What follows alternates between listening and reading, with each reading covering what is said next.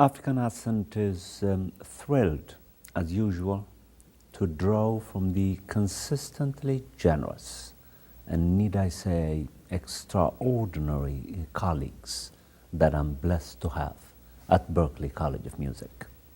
Tonight, and this for the first time, hopefully a meeting that is going to produce future interests for my guests to come back and become regular contributor to African Ascent.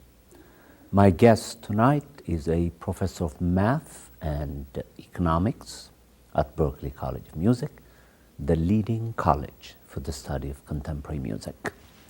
As was affirmed in my last episode about 2 weeks ago, when I had the honor to interview President H. Brown, president of Berklee College of Music.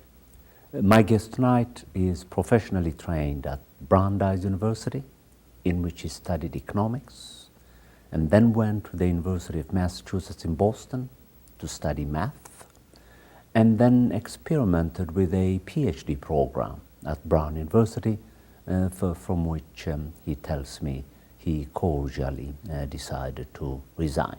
He had better interests, I suppose. Well, I have asked him to analyze for us the state of the American economy. Experts across the globe contend that the European economy is floundering. Japan is desperately clinging to the slow growth that it is facing. And China is also doing the same.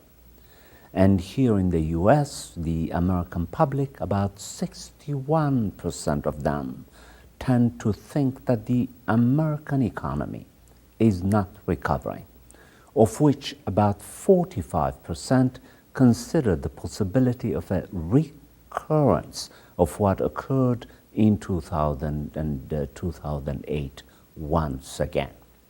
If you were to interview 1 out of 5 Republicans pessimistically think that the American economy might never recover, and 1 out of 10 Democrats, when asked the same question, respond in essentially the same way.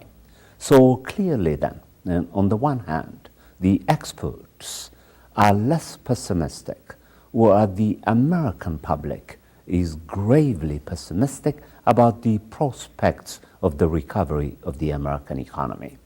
These are merely surface impressions on this complex data that experts and the public continue to struggle with. I have asked my guests tonight to analyze the impossible in less than 1 hour. So stay tuned. And I must say thanks to my guests, as always, thousands of you, not to betray us, but to stay tuned to our television program as you receive a course on the state of the American economy. African Ascent is proud to invite Professor Kevin Block-Schwenek for the first time. Welcome to African Ascent. Thank you, Teodros. I'm honored to be here. Well, all beginnings, as you know, are quite difficult. And the first question is invariably the most difficult to ask.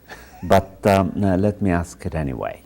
What I would like you to do for us, if you can, and this is, I realize, a very difficult task to do, is to begin with a historical recollection of what is famously referred to as the collapse of the American financial infrastructure in total between the years of 2007 and 2008. I would like to know 3 things. Why did it occur? What are the forces that account for its occurrence? And is it possible, as 45% of the American public contend, that it may occur again? That's quite a lot that you're asking. So If it's okay with you, I'd like to take it back to the late 70s and early 80s and look at the trajectory which our country has been on for the last 35 years. And that will take us up to the infamous events of 2007 and 2008. First, if you don't mind, a little bit of a simple math. Okay? Let's pretend that interest rates were 10%. Right? You put money in a bank, 10% back. How much money would you need to put in the bank to get $1 of interest every year? That the answer would be right, $10, because 10% of $10 is $1. So if you had $10 in a bank, that'll get you $1 every year. Now, if interest rates were only 5%, you would need to put $20 in that bank in order to get $1 per year. And if interest rates were only 1%, you would have to put $100 in that bank in order to get $1 per year. Where I'm going is, therefore, if you had a share of stock which paid you a dividend of $1 per year, if interest rate, and you expected it to stay stable at $1, if interest rates were 10%, that share of stock would have a fundamental value of $10.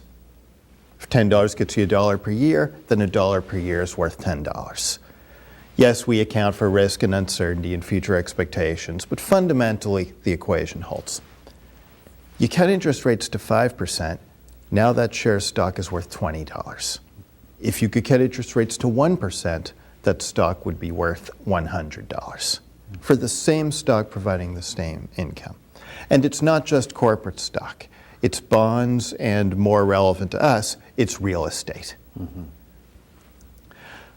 The strategy of the American government, certainly since the 80s and arguably starting in the end of the 70s, has been to inflate the value of assets so that make that stock, which had been costing $10, make the price 20, 30, 50, 100 even, without changing the fundamentals. You're not increasing the profitability of the company, but by making interest rates really, really low, you're making the bottom of the division, or the annual profit divided by the interest rate. You make the bottom of that fraction really small, and the value gets really big. Mm-hmm. So we saw this, interest rates kept going to historic lows and even lower and even lower. In the 2000s and in the 90s even, this caused, and when you get that, you get all sorts of bubbles. People see asset prices rising, figure they'll continue to rise, and that federal policy continue to support the rise, and prices go up and up until finally there are a few more people wanting to sell than buy, and it crashes. We saw this with the quote dot-coms in the 1990s in tech stocks, and we saw it most significantly with the housing market in the 2000s, where again, it wasn't that housing was becoming more valuable in the sense of that we weren't building more and better housing. It was that interest rates were so low that the value of this house, which would save you X dollars of rent a month, was going higher and higher. Another way to think about it from the consumer's point of view is that if you can borrow at very, very low interest, you can afford a much larger mortgage. I see. But that savings is phantom savings. You're not actually saving money because the fact that you can afford a larger mortgage means that the price of that house is going to be a lot higher. So we had been on this trajectory of wages, real wages adjusted for inflation, had been flat since the mid-70s. Mm-hmm. And spending, people were trying to still spend more. From the middle class, wages were in fact falling a little bit for a given worker. How do you make up the difference? We were making up the difference in the 2000s by inflating the value of people's assets. And yes, people who did not have homes, they were just not in great shape at all. But most Americans, the primary value of their assets was their home. The rapid increase in housing prices led many people to borrow, and really by historic norms, when you look at, say, the ratio of the price of a house to what the rent was, it was approaching double the historic norm.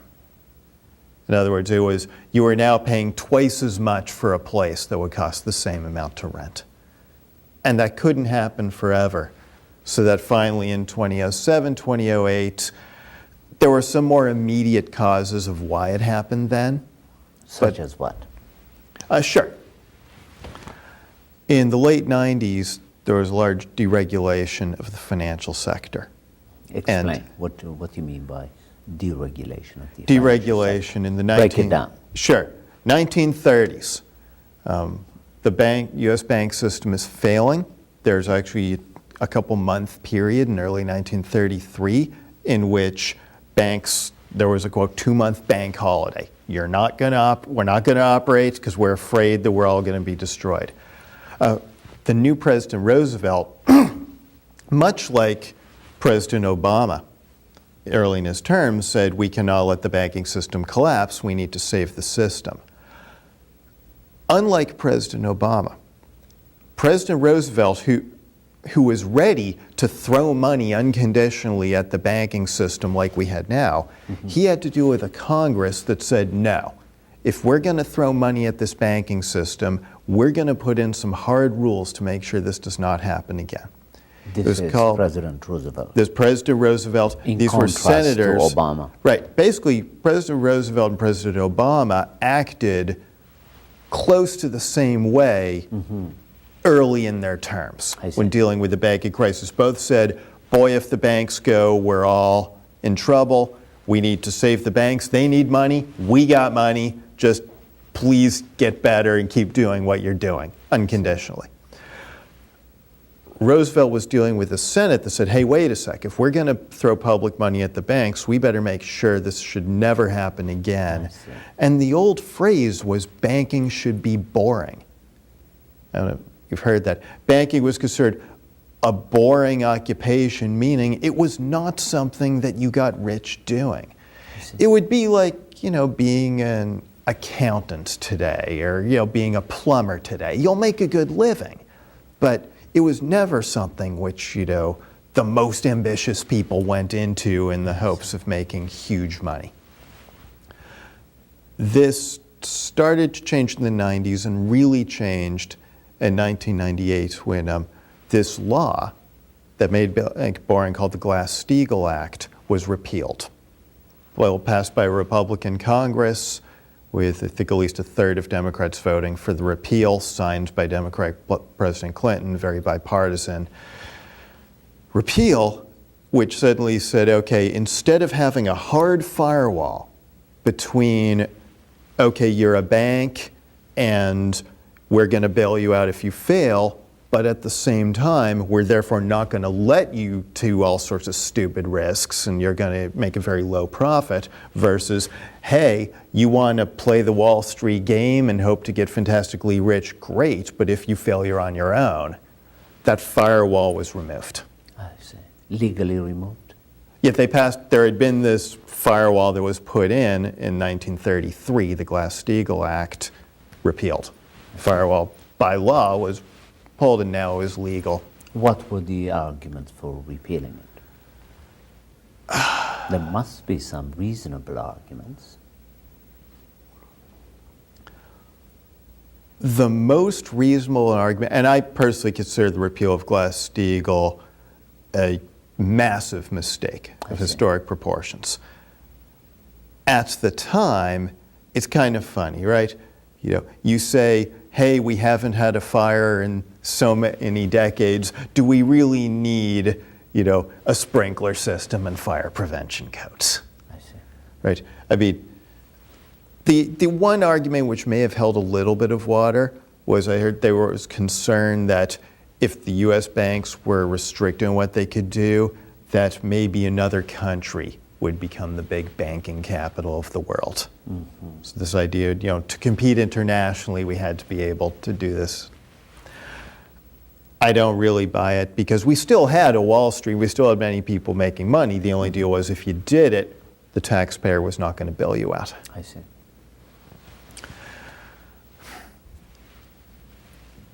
You had two things coming together to form the Great Crisis of 2007 and 2008, 2009. First of all, there was the natural housing, we call it a bubble, when prices go up, up, up, up, up, and then drop. I see. And bubbles happen. Said, we've seen dot-com stocks. There was the famous stock market bubble of the 20s and the crash that led to the Great Depression. Even mundane things like silver or oil or many commodities have little bubbles that happen. There could have been a housing bubble and crash, and it would have hurt, but it wouldn't have taken the banking system down with it, potentially, like it threatened to do, had Glass-Steagall remained on the books. An interesting fact, I think, in the whole situation was the total amount. Let me back up for a moment. Okay, please do. Sure. Let's pretend you borrow $200,000 and you buy a condominium worth $220,000. Okay. That difference is $20,000. In other words, if you sold it and you got all your money back, you would have $20,000. The key word there is equity. You have $20,000 in equity. Think of equity like ownership. Yes. If the value of your condo rises to $250,000 while you owe the same amount of money, now you have $50,000 of equity. Now let's say the value of your condo falls to $180,000 because the bubble ends. Now you still owe $200, but your place is only worth $180. We call we say you have a mortgage, not a situation, decide to let this. The bank is looking at a $20,000 loss. I see. The total amount by which U.S. mortgages were underwater in early 2009 was about $700 billion, which sounds like a lot of money, but it's roughly equal to 5% of our national income or output. I see. So a decent piece, but survivable. The banking system was looking at a loss of $10 trillion because of these underwater mortgages. In other words, they were looking at a loss roughly 14 times as big as the loss of actual what they seems like they could lose. And that gets back to Glass-Steagall. That related to what we call financial derivatives. I don't have time to go into all the financial derivatives are, but suffice it to say, financial derivatives are a way to greatly magnify the gains or the losses. So you might think if you own a share of stock and the price of the stock goes up by $1, that you are $1 richer. Okay. But if you have invested in the right financial derivatives, that increase of $1 of stock price could make you $5, $10, $20 richer. I see. And similarly, if it goes down, it could make you much, much poorer. Poor. And that's what happens in having a $700 billion problem. It would have hurt our economy would have been a small quick. We instead moderate them and dealing with derivatives, turned them into The problem. So one was the kind of assets, housing, mainly through the rates. The second piece, repealing the Glass-Steagall law, breaking that wall between we'll support you but no great risks and let her rip. I see. Let me ask this Sure. Dangerous but provocative question.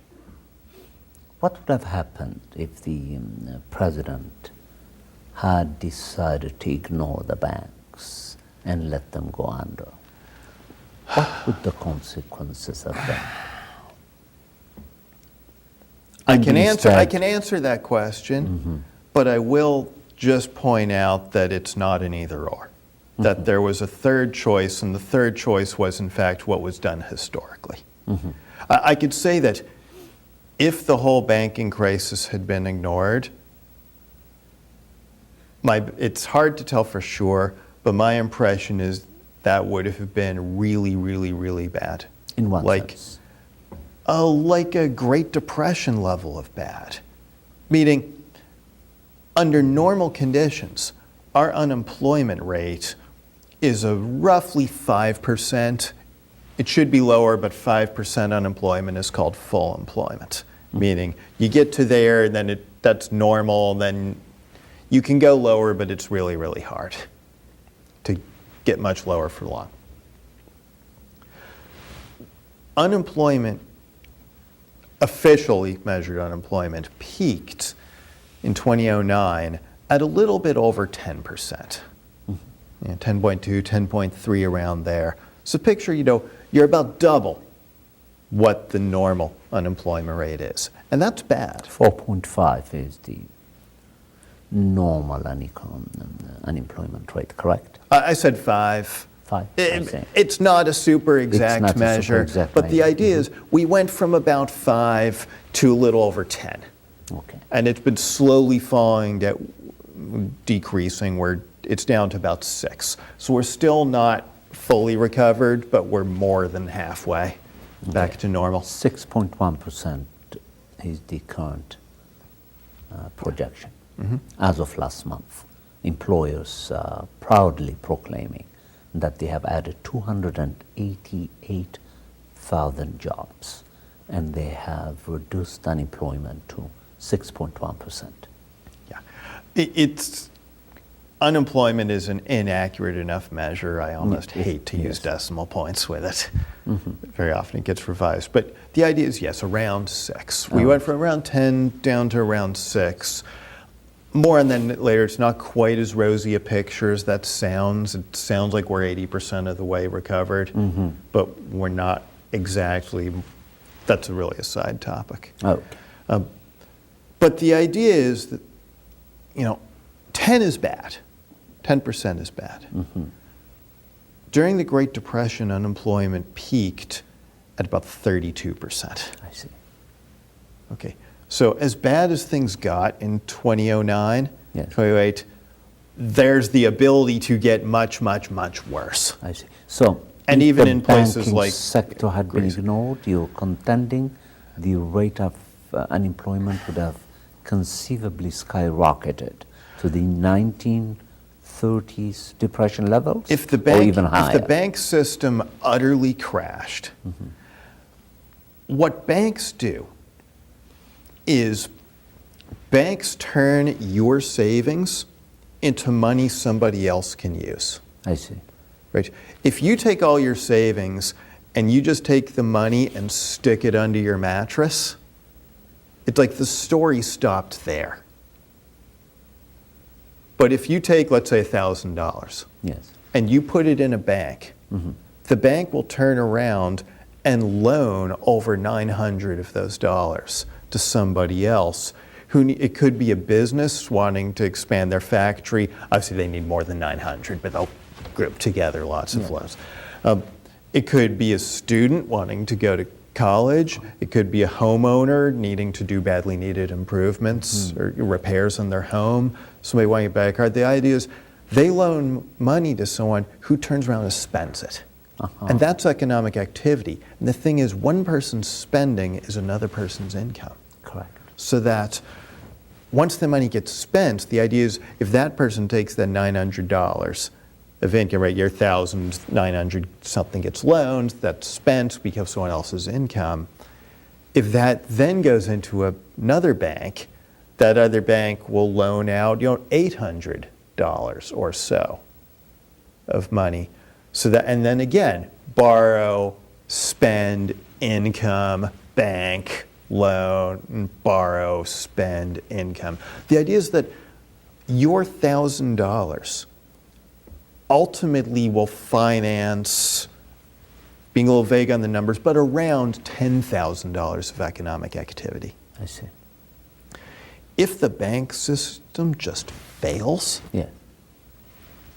then any business grinds to a halt. You're on who's able to borrow any money to expand their factory. To be even more provocative, that could invariably lead to so much desperation that individuals outside of the banking system, most particularly ordinary working people, will be forced to think in terms of an innovative economic system that doesn't collapse in that magnified way. They will be forced to think for the first time. What do you think? Perhaps this is an idea we could.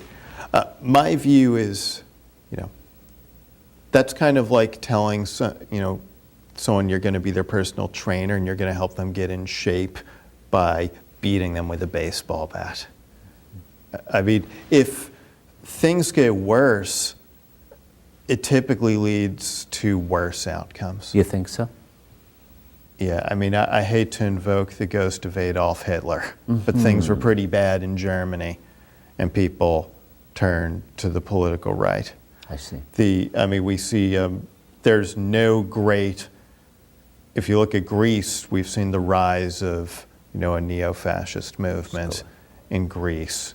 Russia really has suffered more in the 90s than any country outside the third world. I mean, life expectancy in Russia fell 10 years, which is unprecedented in the history of the last 100 years outside of a major war or disease epidemic. Well, suppose we... I'm just saying, Russia did not turn to a great... Of course. But suppose that as the president theoretically could have ignored the banking system, led him instead to concentrate on foreclosures, for example. Now, then what would have happened? Can I just say it's not an either or? Okay. I'd mentioned before that there was a third way, something that could have happened. And ironically, the third way is what was done from 1933 up to 2007. And the third way is when a bank or financial institution, which was deemed important, was failing, you rescued the institution, but not the people in it. Okay. So the idea was the government would say to the bank, okay, we're not going to let this bank fail. We're going to take it over. But all of you managers who ran this bank into the ground, you ran a company that went bankrupt, you are fired, all of you. And all of you investors who bought stock in a company that is worthless, well, if you buy stock in a normal company and it fails, your stock disappears. The share price is zero. And so all you stockholders who invested, sorry, but your company went bankrupt, so you're gone too. Okay. And that's what always happens, so that you took the bank, you fired the management, you said, we don't owe a single thing to the shareholders, this thing is bankrupt, but now we have to put some money in to save the institution. Once we make the institution solvent, we auction it back off to recoup as much money as we can. In other words, the third way, correct me if I'm wrong. Which I just want to add, I call it third way. It really was the second way until 6 years ago. Until 6 years ago. Makes distinctions between banking and its institutions and the particular kinds of managers who run these institutions. Just because the managers are so corrupt that they corrupted the institutions, it doesn't readily follow that under radically different conditions, the same institutions, if they are managed by better human beings, could yield alternative results. In this sense, we make logical distinctions between institutions per se and the historically generated human beings. Right, there are many. Run them. That's very common, right? I mean, we can all be patriots and love our country while at the same time perhaps not necessarily loving the current political leadership, right? The institution is the, let's say, indispensable part. Whoever's at the top, they can be replaced easily. Would you consider then the possibility of people's banks to be run by working people, as opposed to banks that are imposed upon working people without their participation, without their intelligences, without their passions? That's a great question. I think there really is room for both. Like, there are community-based banks and there are, financial cooperatives, and those do absolutely exist. There is a role to be played for when a large company needs to borrow $50 million. I mean, we're at Berkeley. I think Berkeley College of Music borrowed $50 million. And I'm not sure this, that, let's say, the Community People's Bank, which would be very well suited to loaning to, someone who wants to buy a home, someone who wants to start a small business. Are these well suited to evaluating $50 million investments, multi-billion dollar investments if you want to build a huge factory complex, right? Regardless of intentions, I mean, banking is hard and it needs to be done right. In other words, you have to be good at evaluating, is this a good risk? And is it not a good risk? There is a role for expertise. Mm-hmm. And I'm not saying that the people who got their, who led their institutions off a cliff were provided that types of experts are morally conscientious, by which I mean morally intelligent. There is a difference. There was a great phrase in Wall Street which people would sign their emails by in the mid-2000s, IBG, YBG. Explain. I'll be gone, you'll be gone. The idea was they knew that these financial derivatives that they were selling were garbage. Correct.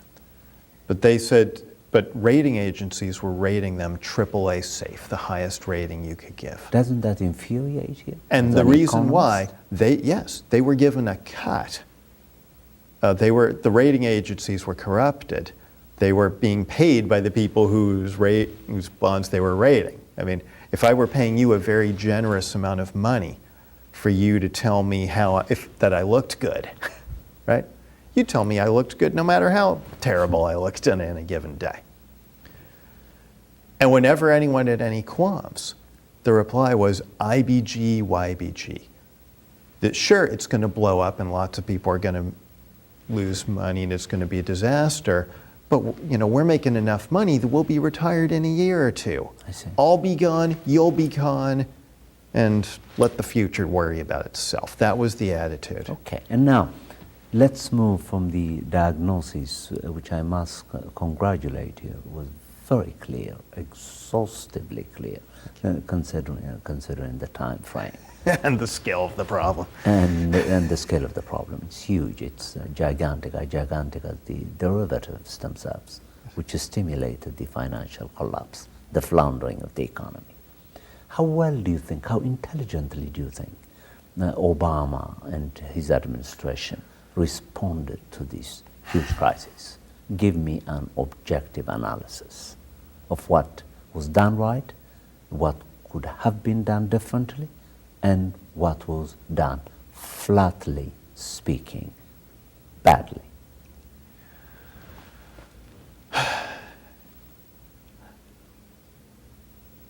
Part of it is, as one professor to another, are we going to grade on a percentage or on a curve?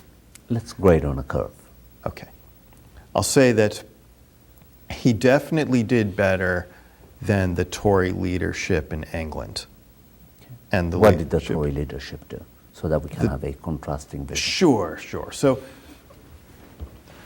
what happens when an asset bubble deflates, right, is that you think you're doing well financially, you have lots of equity in your home, right, your value is a lot. You're like, I'm in good shape for retirement, I'm in good shape to pay for my kids' college, I'm doing well. And then that equity goes away, larger, and you suddenly go, oh boy, I thought I was in good shape, I'm feeling poor. And your likely response is to try to reduce your spending, right? I had a certain value, right? I need this much to retire, and I was on track, but I'm not on track anymore. I better start saving more. Mm-hmm. If you alone do this, no fun for you, but it is what it is. The danger is everybody doing this at the same time. I see. And that's what typically happens when something like homes or stocks, something owned by a very large number of people, suddenly drops in value. When people spend less, well then, right, one person's spending is another person's income. So people, you're not buying that big television, well now the television manufacturer isn't making that sale. And they may lay off workers. And if those workers are laid off, then they spend even less money. It spirals. I see. Down. Spiraled way down in the 30s, right? I mentioned the 32% unemployment. It took about 4 years for it to get that bad, each year worse than the previous. And for according to the graph that you were showing me, for the 2002-2009 crisis on the other hand, it roughly took about 6 years for it to... 2 years to hit rock bottom, and then 4 years of slow recovery. Slow recovery, okay.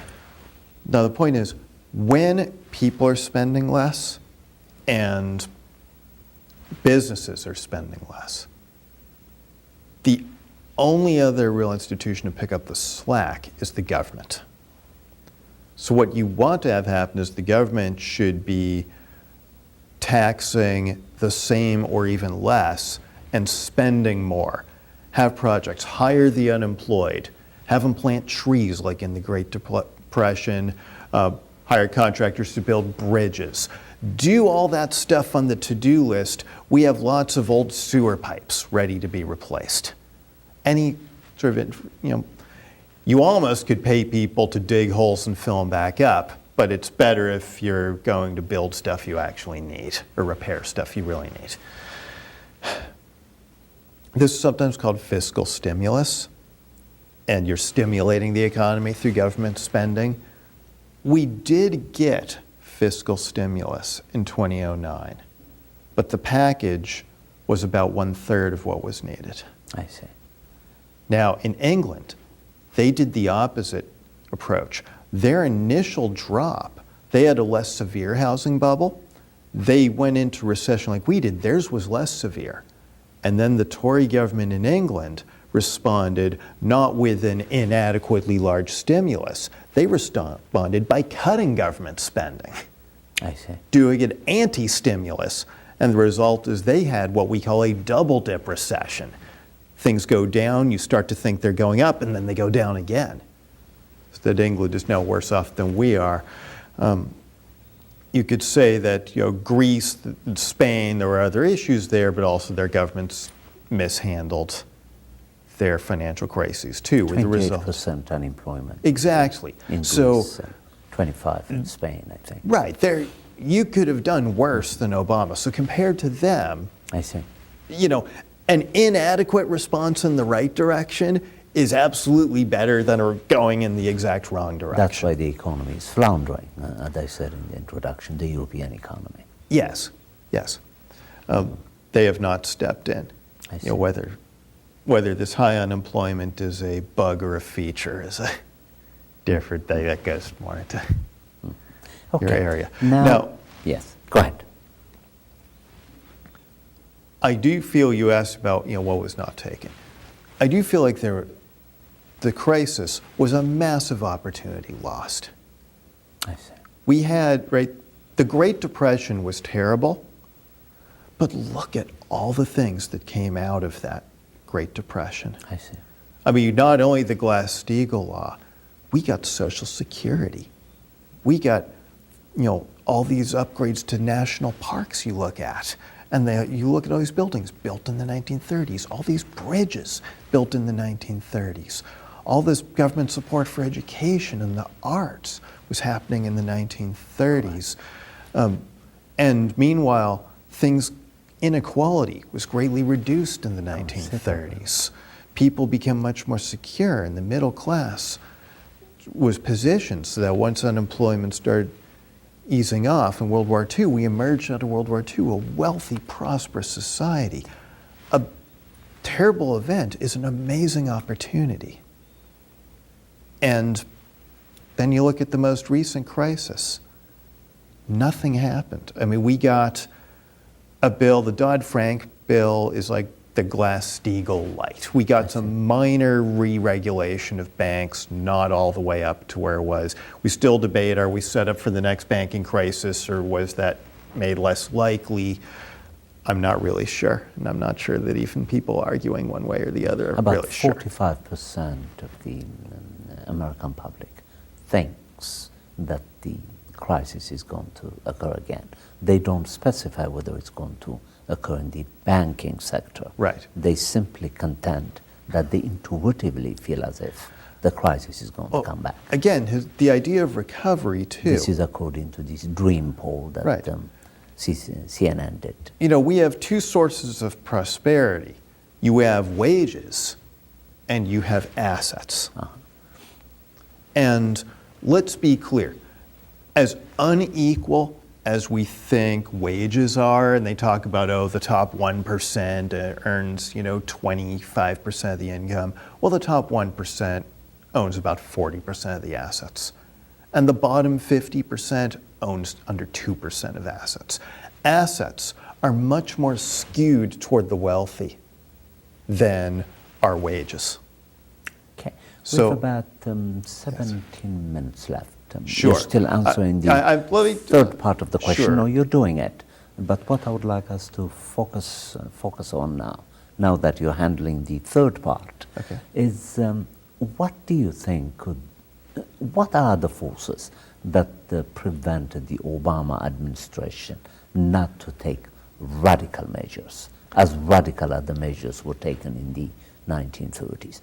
Is it the lack of imagination on the part of Obama, who ran as the president of change, a big promise? So you would think that given the audacity of that promise, that the measures that you would take to really face this gigantic crisis would reflect his profound understanding of what change means. If I understand it correctly, he didn't. If I could just finish at the previous thought, Of course. which was that the idea is you have to deal with the financial crisis and get people working, but there are two ways to do it. One is you try to increase people's wages. You reduce unemployment, the government hires people, the government pays contractors to hire people, you get people working, that'll bring wages up. The other way is you pump up assets. Okay. And the Obama administration focused almost exclusively on pumping up assets. Okay. But assets are primarily, again, owned by the very wealthy, top 1%, top 5%, with the result, as we have seen, that people in the poorer 90% have stagnated at best in the last 6 years, which is why people claim there's no recovery. Mm-hmm.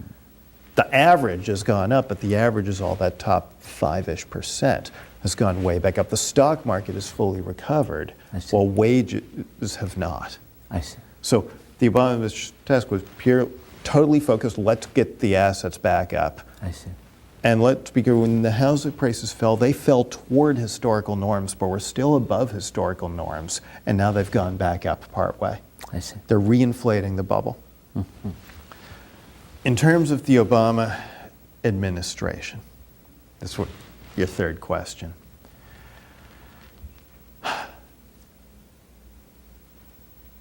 he appointed, right, one, can play if I may go a little bit meta. Please do. Sure.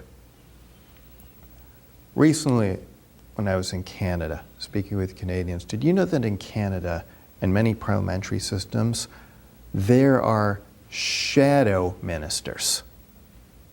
So, for example, if the Tory government is in charge, the Labour opposition party will appoint various members of their parliament to be the shadow minister, so that if the Tory Minister of Education announces, more funding for charter schools, whatever, the Labour minister can then say, I'm not in power, but if I were, here's what I'd do.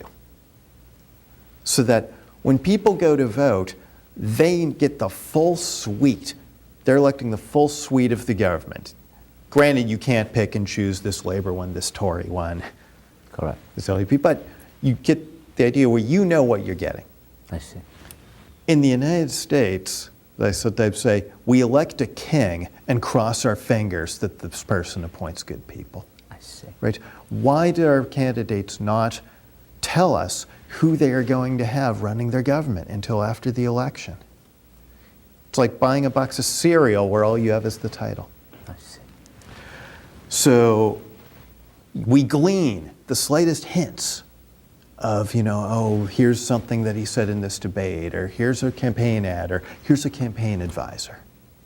The fact is, after winning election in 2008, Barack Obama appointed his financial team the same people who had gotten us in trouble in the late 90s. The same people, Rubin, Larry Summers, Robert Rubin, these were the people who said repeal Glass-Steagall and got it done.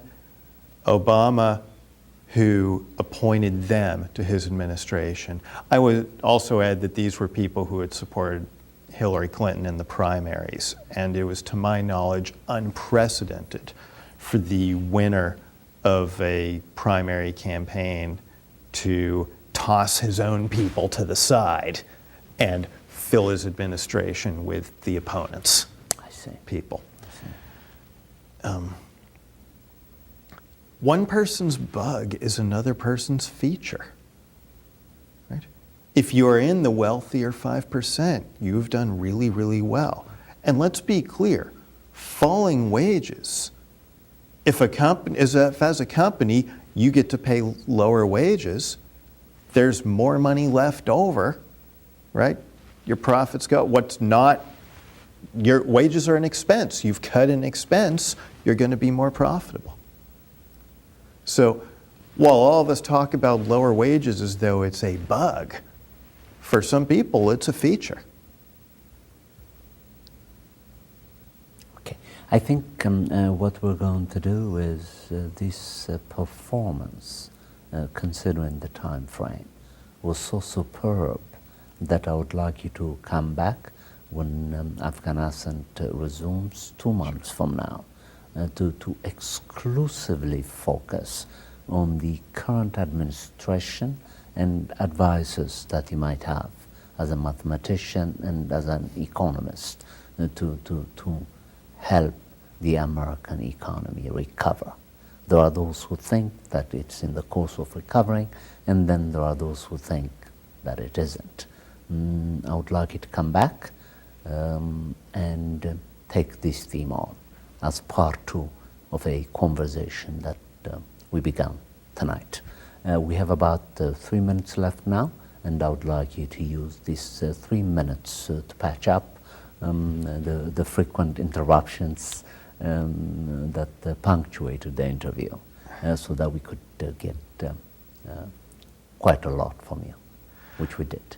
Okay, so just a conclusion here. Please. So remember, so again, policy, and this is the policy of every administration since Ronald Reagan, has been to inflate the value of assets at the expense of wages. This is great for people who have a lot of assets, terrible for people who don't. I see. It causes bubbles, prices to go up and inevitably fall. I see. And the response to asset prices falling in 2008 was a great missed opportunity to change that equation. You know, instead of saying, let's get wages up instead of assets, the response was a reflexive, let's get assets back up. Part two, financial derivatives and the lack of regulation turned what would have been a moderate crisis and recession into a very gigantic problem. Okay. So, Well, time went by so quickly. We have hardly begun the interview, really. We only handled 2 or 3 questions out of 8 or 9 questions that I had in mind. But I know that we're not going to get to all of them. it was a pretty ambitious topic, really. Well, but for the It's been a pleasure. Yes, it was an absolute pleasure for me.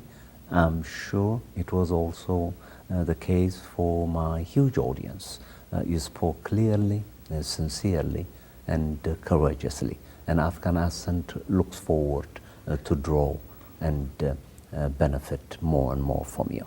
So please come back when Afghan Ascent comes back to the visual landscape in about 6 weeks or so. Well, I'm looking forward to it. Yes. Thank you so much for coming and being our guest. So, as I was preparing for this interview, I was struck also by what students say about you. You are not only a first-rate teacher, but you're also a bass guitarist. I didn't know that about you. Do you do gigs occasionally then? Oh, no. After getting the job at Berkeley, I decided that I should become musically literate and took bass guitar lessons. Wow. I like to say I confirmed the existence of talent, like the air, most notable when it's not there.